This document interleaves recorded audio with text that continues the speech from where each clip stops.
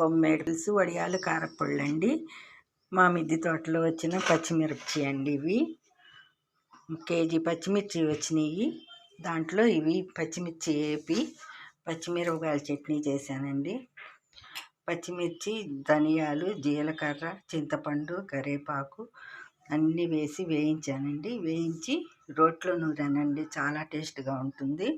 చిన్నుల్లిపాయ వేసాను, జీలకర్ర, ధనియాలు అన్నీ వేయించానండి. దానిలో కాంబినేషన్ వట్టిపప్పు అండి, బెండకాయ వేపుడండి. ఇవి కూడా మా మిద్దె తోటలో వచ్చినాయేను. ఒక చపాతీ, రైసు, పుల్కాల్లోకి దేనిలోకైనా బాగుంటుందండి.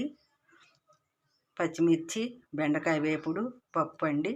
నెయ్యి వేసుకొని తింటే చాలా టేస్ట్గా ఉంటుంది చపాతీ. ఈ వీడియో కనుక మీకు నచ్చినట్టయితే లైక్ చేయండి, షేర్ చేయండి, సబ్స్క్రైబ్ చేయండి friends. Okay friends, bye, thank you. కొత్తిమీర